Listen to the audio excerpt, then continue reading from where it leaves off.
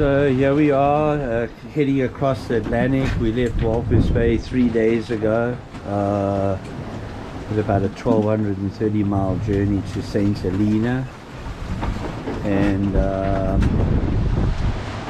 yeah, we have about we have 734 miles to go. So I think we've done close to 500 miles in just over 3 days. Weather's been not too bad. 20 knots, some gusty squalls at night. Overcast though.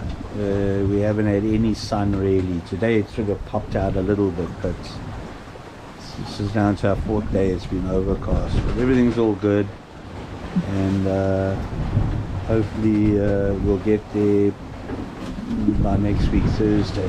Hello, hey everybody. So here we are, and you can see I'm holding the paddle for our wind vane, which steers our boat. And last night it snapped off.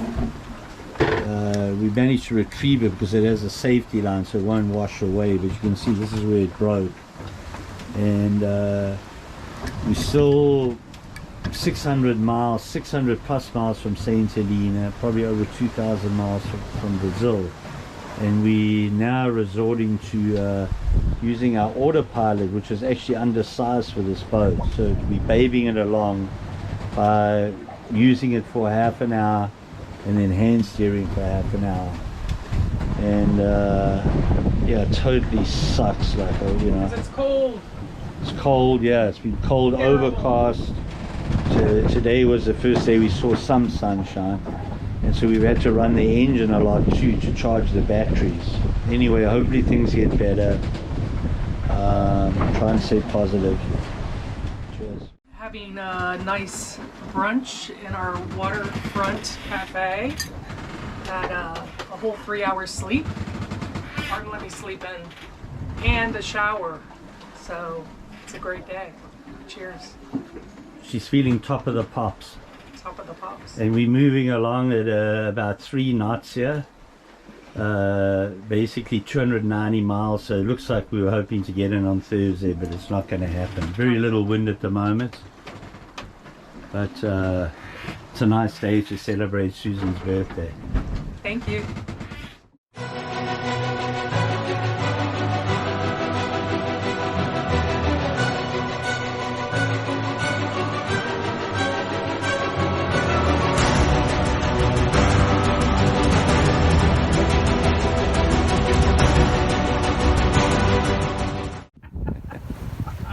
Steering the beast. Oh my god. Oh my lordy, like, man, we still got till maybe Thursday to do this. You really have to concentrate because the threat of jiving the boat is quite terrifying. So. Fortunately, we got very It's a beautiful mild conditions. Yeah, very like meter swell. Very light. So it's late afternoon on May the 25th. And St. Helena's up ahead. It's 35 miles up ahead. With binoculars you can just make it out. Well, I can make it out with my eyes too. I can see it. Big rock. And what a trip this is, because it's nearly 30 years ago that I arrived here on Topaz with my brother and his girlfriend, George and myself. And we cleared in here on the 30th of May the 30th, 1993. So it's now May the 25th, 2023. What a trip.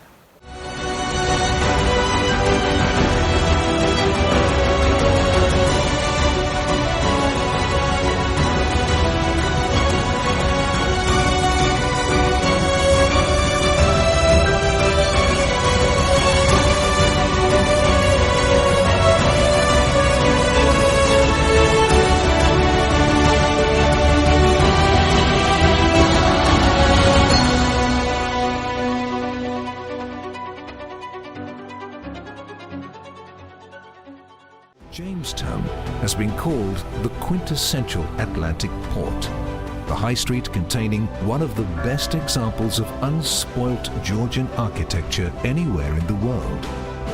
There's even a staircase with 699 steps called Jacob's Ladder, built for a railway and now connects Jamestown with the small village half-tree hollow.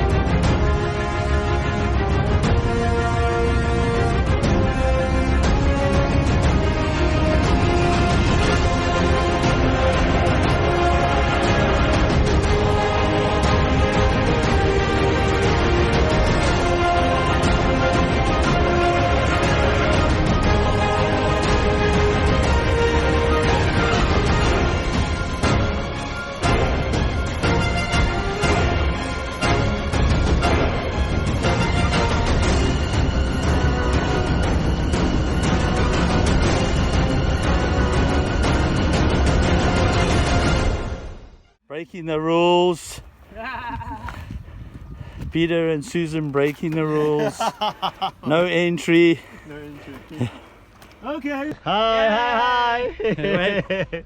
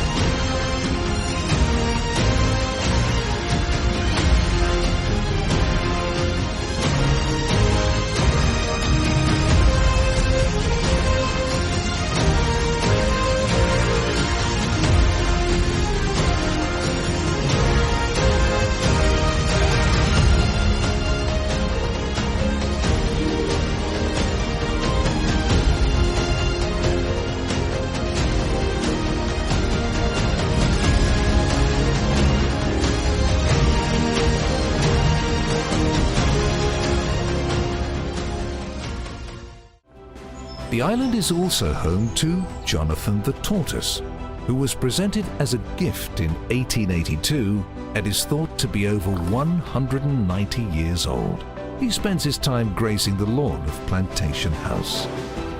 Napoleon was housed, or this was his place, exiled to, basically, and he died here in this house.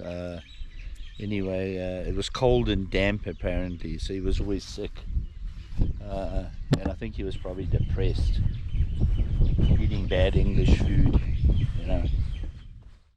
The island has welcomed many important visitors, most famously Napoleon during his exile after his loss at Waterloo. He spent the last years of his life on the island, dying in 1821, and his body was returned to France by request in 1840. Other famous visitors include Napoleon's nemesis, the Duke of Wellington, as well as Charles Darwin and a young Queen Elizabeth II. In 2002, on the 500th anniversary of its discovery, St. Helena was granted full British citizenship, with a diverse history encompassing liberated Africans, Zulu royalty, 6,000 Boers, and 3 Bahraini princes. Over the centuries, a unique culture has grown amongst the St. Helenians. Friendship and community is the soul of the island, with everyone taking pride in its traditions and cultures.